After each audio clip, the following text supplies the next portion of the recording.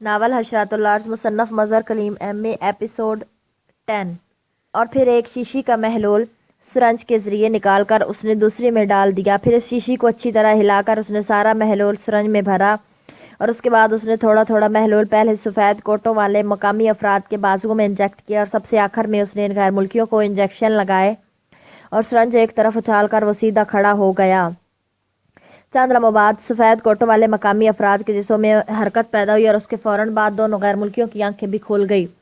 انہوں نے ایک جھٹکے سے اٹھنے کی کوشش کی لیکن بندھے ہونے کی وجہ سے وہ صرف اٹھ کر بیٹھ جانے میں ہی کامیاب ہوئے، جبکہ سفید کوٹوں والے مقامی حیرت بھرے انداز میں پہلے تو فرش پر پڑے رہے پھر باری باری اٹھنے لگے۔ آپ میں سے ڈاکٹر وحید کون ہے؟ عمران نے نرم لہجے میں کہا۔ بابا میرا نام ڈاکٹر وحید ہے، آپ کون ہیں؟ ایک ادھیڑ عمر گنجے آدمی نے حیرت بھرے لہجے میں کہا۔ مجھے علی عمران کہتے ہیں، شاید سرداور نے آپ کو یہ نام بتایا ہو، عمران نے اس بار سنجیدہ لہجے میں کہا۔ اوہ ہاں، انہوں نے بتایا تھا، لیکن ڈاکٹر وحید نے حیرت بھرے انداز میں فرش پر بندے بیٹھے غیر ملکیوں کی طرف دیکھتے ہوئے کہا جو منہ میں رومال ٹھسے ہونے کی وجہ سے خاموش بیٹھے ہوئے تھے۔ آپ کو انہوں نے آر ٹی پر یہ پیغام نہیں دیا تھا کہ میگنیٹ وے کے اندرونی راستے کو خصوصی طور پر بلاک کیا جائے؟ عمران کا لہجہ بے حد سخت تھا۔ انہوں نے کہا تھا اور میں نے XV0 کے سب سیٹوں کو آن کر دیا تھا، لیکن اچانک وہ سب سیٹ دھماکے سے تباہ ہو گئے اور یہ دونوں خوفناک اسلحہ لیے ہمارے سروں پر پہنچ گئے۔ ڈاکٹر وحید نے جواب دیا، اوہ تو یہ الماریاں XV0 کے سیٹ ہیں، ان کی اس طرح تباہی یقیناً کسی خاص آلے سے ہوئی ہے۔ ٹھیک ہے، آپ ایسا کریں، اپنے ساتھیوں سے کہیں کہ ان دونوں کو اٹھا کر آپ کی کوٹھی میں لے چلیں اور آپ بھی وہاں چلیں۔ نہ جانے آپ کی وائف اور بچوں کے ساتھ انہوں نے کیا کیا ہوگا۔ لیبارٹری تو بہرحال بچ گئی ہے، لیکن ابھی ان کا سرغنہ بچا ہوا ہے، اس کی تلاش کے لیے میں نے انہیں زندہ رکھا ہوا ہے، عمران نے سنجیدہ لہجے میں کہا اور ڈاکٹر وحید نے تیز تیز لہجے میں اپنے ساتھی ڈاکٹروں کو ہدایات دینی شروع کر دیں۔ صفدر اور تنویر دونوں مختلف پراپرٹی ڈیلرز کے دفتروں کے چکر کاٹتے پھر رہے تھے۔ ان کے پاس ایک کارڈ تھا جس پر ایک پتہ درج تھا، 12TX کالونی، لیکن انہوں نے شہر کا تفصیلی نقشہ بھی چیک کر لیا تھا اور مختلف پراپرٹی ڈیلرز سے بھی مل لیا تھا، لیکن کوئی بھی اس نام کی کالونی سے واقف نہ تھا، حتیٰ کہ کوئی ایسی کالونی بھی نہ تھی جس کا نام مخفف بحروف بنتے ہوں۔ صفدر کو یہ کارڈ اس تباہ شدہ کوٹھی کی تلاشی کے دوران ایک جلی ہوئی الماری میں جلے ہوئے کاغذات کے درمیان سے ملا تھا، اس کوٹھی میں سے جس میں سے وہ عمران کو بے ہوشی کے عالم میں نکال کر لے گیا تھا۔ عمران کو اسپتال پہنچا کر جب وہ چیف کے حکم پر دوبارہ یہاں پہنچا تو کوٹھی تباہ ہو چکی تھی اور اس میں سے آگ کے شعلے بھڑک رہے تھے۔ باقی ممبرز بھی وہاں پہنچ گئے تھے، لیکن ظاہر ہے جلتی ہوئی کوٹھی میں داخل ہونے کا کوئی فائدہ نہ تھا، اس لیے صفدر نے باقی ساتھیوں کو تو واپس بھیج دیا، البتہ تنویر کو اس نے روک لیا تھا کیونکہ تنویر کی فطرت وہ جانتا تھا۔ اس کا خیال تھا کہ شاید فائر بریگیڈ والوں کو اندر کسی تہہ خانے میں سے کوئی زندہ آدمی چاہے زخمی سے ہی مل جائے تو تنویر کی مدد سے اسے اغوا کر کے اس پر تشدد کر کے ان کے کسی دوسرے اڈے کو تلاش کیا جا سکتا ہے۔ لیکن فائر بریگیڈ والوں نے آگ ہی بجھا دی اور ساری کوٹھی کی تلاشی بھی لے ڈالی، لیکن وہاں سے سوائے 4 جلی ہوئی انسانی لاشوں کے اور کچھ دستیاب نہ ہوا۔ پھر پولیس کارروائی کرتی رہی۔ اس پر صفدر اور تنویر نے رات کو کوٹھی کے اندر جا کر تلاشی لینے کا پروگرام بنایا تھا۔ پھر رات کو انہوں نے ہر لحاظ سے جلی ہوئی کوٹھی کے طاقتور ٹارچوں کی مدد سے مکمل تلاشی لے ڈالی، لیکن اندر ہر طرف سوائے جلے ہوئے فرنیچر اور مشینری کے اور کچھ نہ ملا تھا، البتہ ایک الماری میں جلے ہوئے کاغذات کی تہہ سے یہ کارڈ مل گیا تھا۔ اور پھر صبح سے وہ دونوں پورے دارالحکومت میں اس کارڈ کی مدد سے اس کالونی کا سراغ لگانے میں مصروف تھے، لیکن دوپہر ہونے کو آ گئی تھی اور اس کالونی کا پتہ نہ چل رہا تھا۔ میرے خیال میں یہ کالونی پاکیشیا میں موجود نہیں ہے، تنویر نے قدرے اکتائے ہوئے لہجے میں کہا۔ ہو سکتا ہے، لیکن بہرحال ابھی چند دفاتر مجھے معلوم ہے، وہاں سے بھی تو بات کر دیکھیں۔ میرا خیال ہے کہ یہ کوئی پرائیویٹ کالونی ہو سکتی ہے، اس لیے لامحالہ یہ شہر سے کسی طرح مضافات میں ہی ہو سکتی ہے اور اب ہم مضافات کو ڈیل کرنے والے اسٹیٹ ایجنٹ کے پاس جا رہے ہیں۔ صفدر نے اسے سمجھاتے ہوئے کہا اور تنویر نے اس بات میں سارے لا دیا۔ ان کی کار اب شہر کی حدود سے نکل کر مضافات میں جانے والی ایک سڑک پر دوڑ رہی تھی جس کے دونوں اطراف میں کھیتوں کا طویل سلسلہ پھیلا ہوا تھا۔ کافی آگے جا کر وہ ایک نو آبادی میں پہنچ گئے۔ صفدر نے کار سڑک پر ہی موجود ایک اسٹیٹ ایجنٹ کے دفتر کے باہر روکی، پھر وہ دونوں اتر کر اندر داخل ہو گئے۔ یہ دفتر کم اور گیم روم زیادہ نظر آ رہا تھا کیونکہ صوفوں پر بیٹھے ہوئے 4-5 افراد تاش کھیلنے میں مصروف تھے۔ ان دونوں کو دیکھ کر وہ چونک پڑے، ان سب کی توجہ ان دونوں کی طرف ہوگی۔ پھر ایک آدمی تاش تیزی سے رکھ کر کھڑا ہوا۔ آئیے جناب، آپ کو پلاٹ چاہیے؟ اس آدمی نے مسرت بھرے لہجے میں کہا۔ ہاں، ایک نہیں اکٹھے 10 پلاٹ میں سرمایہ کاری کرنا چاہتا ہوں، صفدر نے مسکراتے ہوئے جواب دیا اور اس آدمی کے چہرے پر 10 پلاٹوں کا سن کر مسرت کی شدت سے کپکپاہٹ سی نمودار ہو گئی۔ اوہ تشریف رکھیے، ہمارے پاس سرمایہ کاری کے لیے انتہائی شاندار مواقع موجود ہیں۔ ڈیلر نے انہیں بڑی سی میز کے سامنے رکھی کرسیوں پر بیٹھنے کا اشارہ کرتے ہوئے کہا اور خود وہ میز کی دوسری طرف رکھی کرسی پر بیٹھ گیا۔ ساتھ ہی اس نے میز کی دراز سے ایک ضخیم سا رجسٹر نکالا اور اسے میز پر رکھ دیا۔ ہم نے ٹی ایس کالونی میں سرمایہ کاری کرنی ہے، صفدر نے سنجیدہ لہجے میں کہا۔ T S? لیکن اس آدمی نے چونک کر کہا اور اس کے ساتھ ہی اس کے چہرے پر ہلکی سی مایوسی کا رنگ دوڑ گیا۔ ہمیں یہی بتایا گیا کہ ٹی ایس کالونی میں کمرشل پلاٹ ابھی برائے فروخت موجود ہے، صفدر نے کہا۔ اوہ نہیں، جس نے بھی یہ بتایا غلط بتایا ہے۔ ٹی ایس میں صرف 20 رہائشی پلاٹ تھے اور 20 کے 20 فروخت ہو چکے ہیں، بلکہ ان میں سے بیشتر پر تو کوٹھیاں بن چکی ہیں اور وہاں لوگ رہتے بھی ہیں۔ میں آپ کو اس سے بھی زیادہ اچھے پلاٹ دکھا سکتا ہوں، اس آدمی نے چونک کر کہا، لیکن اس کے اس فکر سے صفدر اور تنویر دونوں کے چہروں پر کامیابی کی مسکراہٹ رنگنے لگی تھی۔ ان کی آنکھوں میں چمک ابھر آئی تھی۔ آپ کے پاس نقشہ تو ہوگا ٹی ایس کا، وہی دکھا دیجیے، بعد میں دوسری کالونیوں کی بات ہو جائے گی، صفدر نے کہا۔ جی نہیں، سید تقی شاہ نے خود ہی اپنے اراضی فروخت کی ہے، اس آدمی نے جواب دیا۔ سید تقی شاہ کون ہے؟ صفدر نے چونک کر پوچھا۔ وہ ریٹائرڈ ڈپٹی کمشنر ہیں، اس لیے ٹی ایس صاحب کہلاتے ہیں۔ ان کا اصل نام تقی شاہ ہی ہے۔ یہاں سے 2 کلومیٹر آگے ان کی 12 ایکڑ میں پھیلی ہوئی آبائی حویلی تھی، جس میں سے ان کی ذاتی کوٹھی بھی ہے، اور وہ چونکہ بے اولاد ہے اس لیے انہوں نے وہیں اپنی حویلی میں ہی پلاٹ فروخت کر کے ایک کالونی بنائی ہے، اور کالونی کی آمدنی سے تقی شاہ صاحب وہاں ایک جدید ترین ہسپتال قائم کر رہے ہیں۔ چونکہ ان کی حویلی زاران قصبے کے قریب ہے اور حویلی کے قریب ایک سیمنٹ فیکٹری تعمیر ہو رہی ہے، پلاٹ بھی انہوں نے کافی سستے بیچے ہیں، اس لیے پلاٹ فوراً بک گئے، لیکن انہوں نے اپنے مرضی کے افراد کو پلاٹ فروخت کیے ہیں جن کے ساتھ یہ شرط تھی کہ وہ وہاں کوٹھی بنا کر رہائش رکھیں گے، اس لیے وہاں کافی آبادی ہو گئی ہے، اس آدمی نے تفصیلی جواب دیتے ہوئے کہا، اور صفدر اور تنویر نے بھی اختیار طویل سانس لیا۔ اب یہ بات ان کی سمجھ میں اچھی طرح آ گئی کہ ٹی ایس کالونی کے بارے میں عام پراپرٹی ایجنٹ کیوں کچھ نہیں جانتے۔ اوکے، پہلے ہم ٹی ایس صاحب سے مل لیں، شاید اب بھی کوئی سستا پلاٹ مل جائے، نہ ملا تو ہم دوبارہ آئیں گے، پھر تفصیل سے بات ہوگی، صفدر نے اٹھتے ہوئے کہا، اور اس آدمی کا منہ لٹک گیا، لیکن ظاہر ہے اب صفدر اور تنویر کو اس کی کیا پرواہ ہو سکتی تھی۔ چند لمحوں بعد ان کی کار تیزی سے زاران قصبے کی طرف اڑی جا رہی تھی۔ اس کالونی کو ڈھونڈ لینے کا کریڈٹ تمہیں جاتا ہے صفدر، کم از کم مجھ میں اتنی ہمت نہ تھی، تنویر نے مسکراتے ہوئے کہا، اور صفدر مسکرا دیا۔ تھوڑی دیر بعد ان کی کار زاران قصبے میں پہنچ گئی اور وہاں سے ٹی ایس کالونی کا پتہ کر کے وہ اس کی طرف بڑھ گئے۔ کوٹھی نمبر 12 انہیں اس جدید ترین کالونی میں داخل ہوتی دکھائی دے گئی، لیکن جیسے ان کی کار اس کے سامنے پہنچی ان دونوں کے چہرے لٹک گئے، کیونکہ کوٹھی کے پھاٹک پر تالا پڑا تھا اور ساتھ ہی ایک بورڈ بھی موجود تھا جس پر کرائے کے لیے خالی لکھا ہوا تھا اور نیچے اندرون شہر کی ایک کراکری کی دکان کا پتہ دیا ہوا تھا۔ کار آگے بڑھ گئی تھی۔ اوہ، خواہ خراب ہوتے رہے، تنویر نے انتہائی مایوسانہ لہجے میں کہا۔ اتنی جلدی مایوس نہ ہوا کرو، ہو سکتا ہے یہ بورڈ اور تالا ڈاج دینے کے لیے استعمال کیا گیا ہو، ہمیں اندر سے چیک کرنا ہوگا، صفدر نے کہا۔ پھر اس نے کار ایک سائڈ پر روکی اور وہ دونوں اتر کر کوٹھی کی عقبی طرف کو بڑھ گئے۔ عقبی سڑک خالی پڑی ہوئی تھی اور کوٹھی کی عقبی دیوار بھی کچھ زیادہ بڑی نہ تھی، اس لیے وہ دونوں ہی آسانی سے عقبی دیوار پھلانگ کر کوٹھی کے اندر داخل ہو گئے، لیکن اندر موجود سکوت کو محسوس کرتے وہ سمجھ گیا کہ کوٹھی خالی ہے، لیکن اس کے باوجود انہوں نے پوری کوٹھی گھوم ڈالی۔ ایک تہہ خانہ بھی انہوں نے چیک کر لیا، لیکن کوٹھی واقعی خالی تھی اور وہاں موجود فرنیچر پر چڑھی ہوئی گرد کی تہہ بتا رہی تھی کہ کوٹھی کو خالی ہوئے کافی وقت گزر گیا ہے۔ ٹھیک ہے، واقعی خواہ خراب ہوئے، آؤ واپس چلے، صفدر نے ایک طویل سانس لیتے ہوئے کہا، اور وہ دونوں اس طرح عقبی دیوار پھلانگ کر واپس کار کی طرف بڑھ گئے۔ چیف کو کال کر لی جائے، صفدر نے کار میں بیٹھتے ہوئے کہا۔ کیا ضرورت ہے؟ ناکامی کی رپورٹ کیا دینی ہے؟ تنویر نے کندھے اچکاتے ہوئے کہا۔ نہیں، رپورٹ تو ہر صورت میں دینی پڑے گی، صفدر نے کہا، اور تنویر نے ہاتھ بڑھا کر ڈیش بورڈ کے نیچے لگے ہوئے ٹرانسمیٹر پر X2 کی فریکوینسی ایڈجسٹ کرنی شروع کر دی۔ بات تم خود کرنا، تنویر نے صفدر سے مخاطب ہو کر کہا، اور صفدر نے مسکراتے ہوئے سر ہلا دیا۔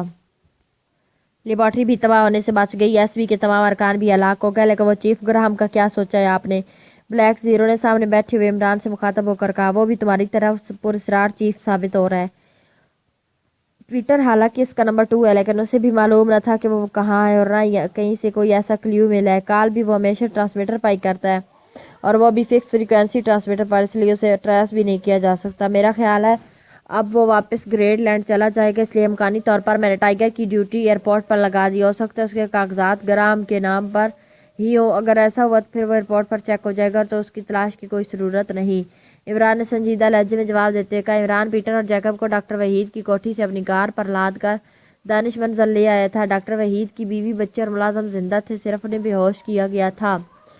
دانش منظر میں آ کر عمران نے پیٹر پر اپنے مخصوص حربے استعمال کر کے اس سے ایس بی کے پکی شے میں موجود تمام معدنیوں اور اڈوں کے بارے میں معلومات حاصل کی تھی، لیکن پوچھ گچھ کے دوران ہی پیٹر اور جیکب دونوں کے جسموں میں اس طرح دھماکے ہوئے جیسے ان کے پیٹ میں کوئی بم موجود ہو، جو اچانک پھٹ گئے۔ ان دونوں کے جسموں کے پرزے پورے کمرے میں بکھر گئے تھے۔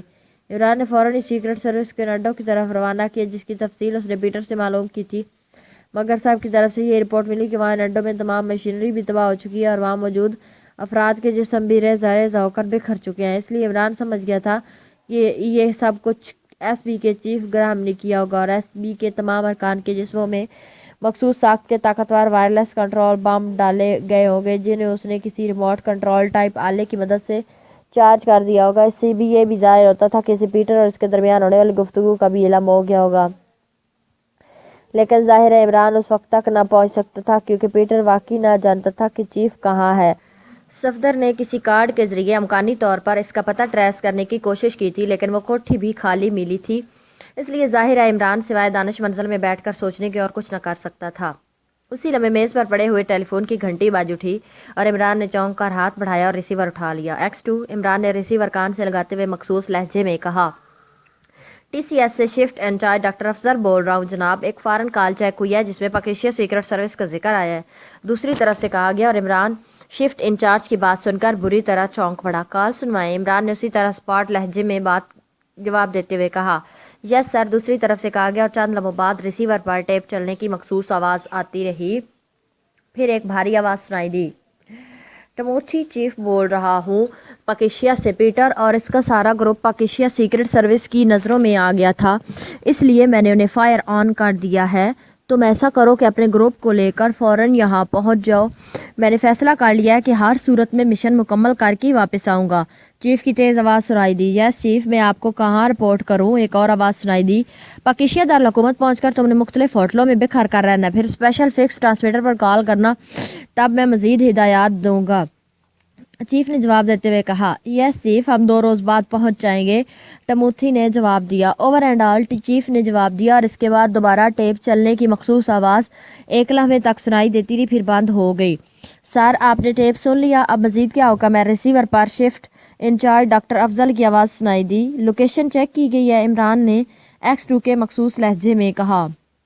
یس سر، پاکیشیا سے کال کا مرکز دارالحکومت کے مضافات میں زاران قصبے کے ارد گرد کا علاقہ بنتا ہے، جبکہ کال گریٹ لینڈ کے دارالحکومت میں ریسیو کی گئی ہے، ڈاکٹر افضل نے جواب دیا۔ اوکے، عمران نے کہا اور ریسیور رکھ دیا۔ اس کی آنکھوں میں تیز چمک ابھر آئی تھی۔ صفدر نے بھی ٹی ایس کالونی کا پتہ بتایا تھا کہ وہ زاران قصبے کے قریب ہے، عمران نے تیز لہجے میں کہا۔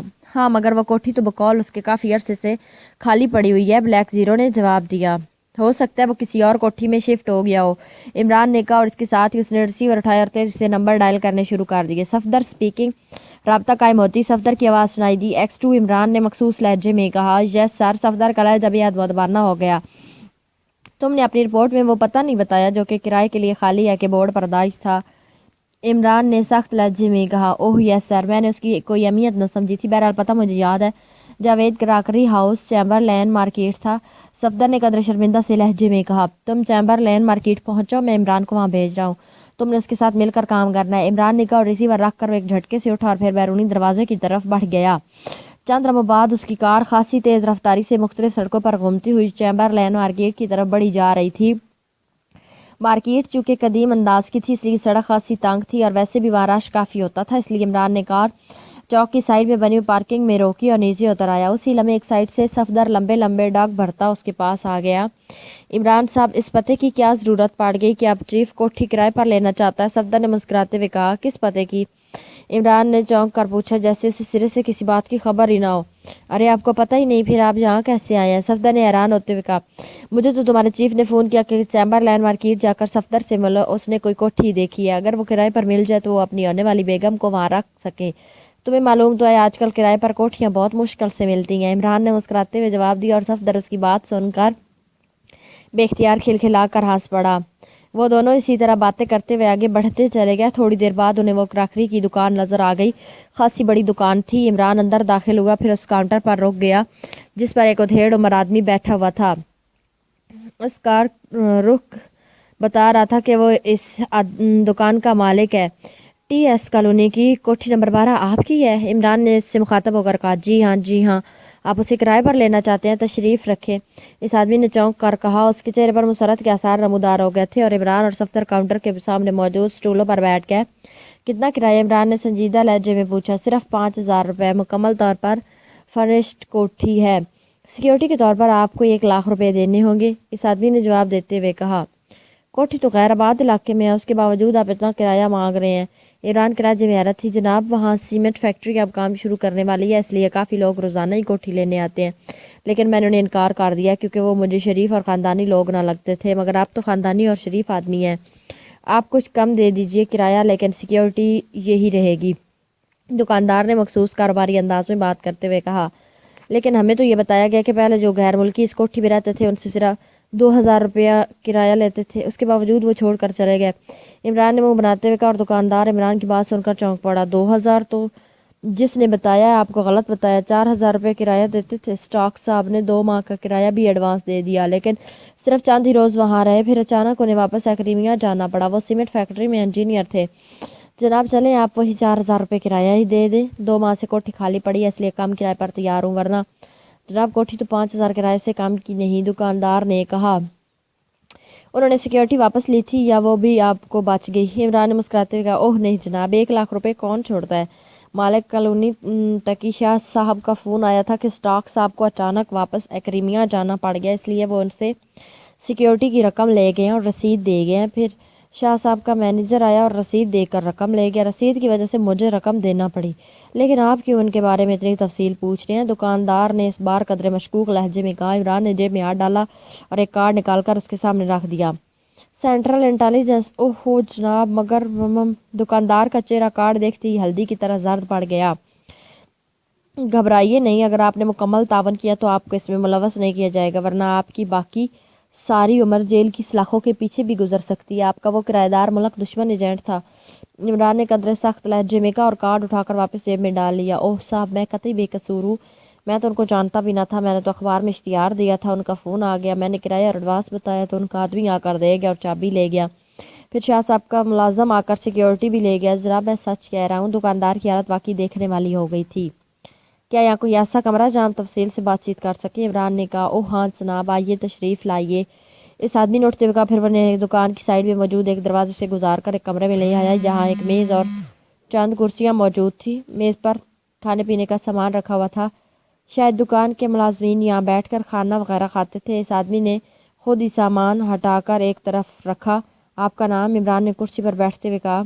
मेरा नाम शेख अफजल है जनाब, इस आदमी ने जवाब देते हुए कहा। शेख अफजल साहब, एक बात मैं वाज़ेह कर दूं कि अगर आपने मेरे सवालों के जवाब में मामूली सी गलत बयानी की तो बाद में आपको इसके इबरतनाक नताइज भुगतना पड़ेंगे। आप शरीफ और कारोबारी आदमी हैं, इसलिए मुझे यकीन है कि आप इस चक्कर में मुलवस नहीं हो सकते, लेकिन आपकी गलत बयानी से ये साबित हो जाएगा कि आपका ताल्लुक भी इस गैंग से है। इमरान ने स्पॉट लहजे में कहा। ओह जनाब, यकीन करें मुझे तो कुछ भी नहीं मालूम कि स्टॉक साहब क्या करते हैं। उनके आदमी ने मुझे यही बताया था कि वो सीमेंट फैक्ट्री में इंजीनियर हैं। आप क्या पियेंगे जनाब? शेख अफजल ने घबराए हुए लहजे में कहा। इस वक्त हम ड्यूटी पर हैं, इसलिए ये पीने पिलाने की बात छोड़े। ये बताएं कि इस इंजीनियर स्टॉक की तरफ से किराए पर कोठी लेने के लिए आने वाला आदमी मकामी था या कोई गैर मुल्की? इमरान ने सख्त लहजे में पूछा। गैर मुल्की था जनाब, उसने अपना नाम मार्टन बताया था। उसका कहना था कि वो स्टॉक साहब का सेक्रेटरी है। शेख अफजल ने जवाब देते हुए कहा। उसका हुलिया तफसील से बताएं, इमरान ने पूछा और जवाब में शेख अफजल ने वाकई तफसील से मार्टन का हुलिया का दोकामत वगैरह बता दिया। इसकी कोई ऐसी निशानी बताएं जिसकी वजह से वो अगर हुलिया बदल ले तब भी उसे पहचाना जा सके? इमरान ने कहा। ऐसी निशानी? शेख अफजल ने सोचते हुए कहा। फिर काफ़ी देर तक वो सोचने के ऐसे अंदाज में बैठ रहा, फिर चौंक पड़ा। जी हाँ, मुझे याद आ गया। उनके दाएं हाथ की कलाई पर एक नीले रंग का मोटा सा तिल था। शेख अफजल ने कहा। मार्टन चलता किस तरह था? मेरा मतलब है डग भरता था, छोटे कदम उठाता था, इस तरह की कोई बात? इमरान ने कहा। जी बस आम अंदाज में चलता था, मैंने खास तौर पर तो चेक नहीं किया, वरना और ना मुझे इस बात का ख्याल था, शेख अफजल ने जवाब दिया। उसके देखने के अंदाज की कोई खसूसियत? इमरान ने पूछा। देखने के अंदाज में क्या मतलब? मैं समझा नहीं जनाब, शेख अफजल ने हैरत भरे लहजे में कहा। बाज़ लोग हर चीज़ को सरसरी अंदाज में देखते हैं, बाज़ यूँ देखते हैं जैसे नज़रों से इसमें सुराख कर रहे हैं। बाज़ की आंखें सर्च लाइट की तरह तेज़ी से हलकों में घूमती रहती हैं, बाज़ पलके ज़्यादा तेज़ी से झपकते हैं, بعض اس طرح دیکھتے جیسے دیکھ کر کسی پر احسان کر رہے ہو۔ عمران نے مسکراتے ہوئے کہا، اوہو کمال ہے، آپ نے تو اتنی قسمیں بتا دی ہیں کہ میں نے تو کبھی سوچا بھی نہیں تھا کہ ایسا بھی ہوتا ہے۔ بہرحال مارٹن کے دیکھنے کے انداز میں ایک بات اب مجھے یاد آ رہی ہے کہ وہ سامنے دیکھتے دیکھتے اس طرح سائڈوں پر بھی دیکھتا تھا جیسے کوئی شخص انتہائی چوکنا انداز میں ارد گرد کے ماحول کا خاموشی سے جائزہ لے رہا ہو۔ شیخ افضل نے کہا اور عمران مسکرا دیا، آپ کے تعاون کا شکریہ، امید ہے آپ نے کوئی غلط بیانی نہیں کی ہوگی، ضرورت پڑی تو آپ سے پھر رابطہ کریں گے۔ ویسے میرے خیال میں یہ بتانے کی تو ضرورت نہیں کہ اس گفتگو کو آؤٹ نہیں ہونا چاہیے۔ عمران نے اٹھ کر کھڑے ہوتے ہوئے کہا، جناب میں سمجھتا ہوں، آپ بے فکر رہیں۔ شیخ افضل نے قدر مطمئن لہجے میں کہا اور عمران اور صفدر دونوں اس کمرے سے نکل کر دکان پر آئے اور پھر وہاں سے باہر سڑک پر آ گئے۔ ان معلومات سے کیسے اسے ٹریس کیا جائے گا؟ نہ جانے وہ کوٹھی چھوڑ کر کہاں شفٹ ہو گیا ہو۔ دکان سے باہر آتی صفدر نے حیرت بھرے لہجے میں کہا، چیف گراہم جس پر اسرار انداز میں رہتا ہے اس سے ظاہر ہوتا ہے کہ مارٹن کے روپ میں وہ خود تھا۔ ہو سکتا ہے بعد میں اس نے مالک کالونی سے رقم لے لی ہو اور مالک کالونی نے رسید دے کر اسے رقم دے دی ہو۔ بہرحال اب مالک کالونی تک کی شخص سے انٹرویو کرنا پڑے گا، پھر دیکھیں کیا نتیجہ نکلتا ہے۔ تم اپنی کار یہیں چھوڑ دو اور میری کار میں ساتھ چلو، واپس میں تمہیں یہاں ڈراپ کر دوں گا، عمران نے پارکنگ کی طرف بڑھتے ہوئے کہا اور صفدر نے سر ہلا دیا۔ ریٹائرڈ ڈپٹی کمشنر سید تقی شاہ اور ٹی ایس کی کوٹھی کالونی کے تقریباً درمیان میں تھی اور اپنی ساخت کے لحاظ سے قدم حویلی سے ملتی جلتی تھی۔ عمران نے جب کار کوٹھی کے بند گیٹ پر روکی تو فوراً ہی گیٹ کی چھوٹی کھڑکی سے ایک نوجوان ملازم باہر آ گیا۔ اس کے جسم پر باقاعدہ یونیفارم تھی۔ شاہ صاحب سے ملنا ہے، عمران نے جیب سے وہی کارڈ نکال کر ملازم کے ہاتھ پر رکھتے ہوئے کہا جو اس نے دکاندار شیخ افضل کو دکھایا تھا۔ جی بہتر، ملازم نے جو مقامی تھا سر ہلاتے ہوئے مدبانہ لہجے میں کہا، پھر کھڑکی میں گھس کر غائب ہو گیا۔ پھر تقریباً 5 منٹ بعد پھاٹک کھل گیا، وہی باوردی ملازم وہاں موجود تھا۔ سامنے پورچ میں کار لے جائیے، وہاں شاہ صاحب کے مینیجر صاحب موجود ہیں، ملازم نے کہا اور عمران نے سر ہلاتے ہوئے کار آگے بڑھا دی۔ حویلی کا لان والا حصہ بہت طویل اور حصہ بڑے سے پورچ میں ایک جدید ماڈل کی کار موجود تھی۔ عمران نے اپنی کار پورچ میں جا کر روک دی اور برآمدے میں کھڑا ایک ادھیڑ عمر آدمی تیزی سے آگے بڑھا۔ عمران والا کارڈ اس کے ہاتھ میں تھا۔ جناب میرا نام اکرم ہے، میں شاہ صاحب کا مینیجر ہوں۔ شاہ صاحب بیمار ہیں، ان کے گلے میں خرابی ہو گئی ہے، وہ بول نہیں سکتے، مینیجر نے عمران اور صفدر کی کار میں سے باہر آتی بڑے مدبانہ لہجے میں کہا۔ او، ہم نے تو ایک سرکاری معاملے میں ان سے بات چیت کرنی تھی، کیا وہ یہاں ہیں یا ہسپتال میں؟ عمران نے چونک کر پوچھا۔ جی ہیں تو حویلی میں، لیکن جناب ڈاکٹر نے ملاقات سے انہیں روکا ہوا، ان کے گلے میں کینسر ہے جس کا آپریشن ہونا ہے، میں ان کا کاردار ہوں، مجھے حکم فرمائیے، آئیے ادھر ڈرائنگ روم میں تشریف لائیں، مینیجر نے کہا۔ کب سے بیمار ہے شاہ صاحب؟ عمران نے اکرم کے پیچھے چلتے ہوئے برآمدے کے ایک کونے میں موجود دروازے کی طرف بڑھتے ہوئے پوچھا۔ جی تقریباً 2 ماہ سے بیمار ہے، پہلے تو اچھے بھلے تھے، پھر اچانک بیمار ہو گئے اور آواز بند ہو گئی، اسپتال جا کر چیک کرایا تو انہوں نے کہا کینسر ہے، آپریشن ہوگا۔ شاہ صاحب آپریشن ٹالتے رہے لیکن اب ان کا پروگرام ہے کہ گریٹ لینڈ جا کر ان کا آپریشن کرائیں۔ پچھلے دنوں ان کی تیاری بھی تھی، کاغذات بھی تیار کرا لیے گئے تھے، لیکن پھر اچانک روانگی ملتوی کر دی، مینیجر اکرم نے جواب دیتے ہوئے کہا۔ یہ شاید انٹیلیجنس والے کارڈ کا رد عمل تھا کہ وہ ساری باتیں بتایا جا رہا تھا، ورنہ شاید انہیں پھاٹک سے ٹال دیا جاتا۔ کیا آپ نے ہمارے آنے کی اطلاع دی ہے؟ عمران نے پوچھا۔ جی نہیں، وہ اپنے کمرے سے باہر ہی نہیں آتے جناب، صرف صبح کو سیر کرنے کے لیے باہر نکلتے ہیں، پھر اپنے کمرے میں ہی رہتے ہیں، بس کوئی ضرورت ہو تو کاغذ پر لکھ کر مجھے بھجوا دیتے ہیں، بول تو سکتے نہیں، اس لیے وہ کسی سے ملتے بھی نہیں۔ آپ سرکاری آدمی ہیں اس لیے جناب اب میں آپ کو پھاٹک سے واپس نہ بھجوا سکتا تھا، آپ حکم فرمائیے، آپ کی جو خدمت ہو میں کرنے کو تیار ہوں، مینیجر اکرم نے کہا۔ آپ کب سے شاہ صاحب کے پاس ہیں؟ عمران نے کہا۔ جی میں تو گزشتہ 10 سالوں سے ان کا ملازم ہوں، اکرم نے جواب دیتے ہوئے کہا۔ حویلی میں آپ کے علاوہ کتنے ملازم ہیں؟ عمران نے پوچھا۔ جی 10 ملازم ہیں، اکرم نے جواب دیتے ہوئے کہا۔ اس وقت کتنے موجود ہیں؟ عمران نے پوچھا۔ جی اس وقت سارے ہی موجود ہوں گے، اکرم نے جواب دیتے ہوئے کہا۔ اچھا یہ بتائیں کہ Javed crockery house chamber land market کے مالک شیخ افضل سے انجینئر سٹاک کی سیکیورٹی کی رقم لینے آپ گئے تھے؟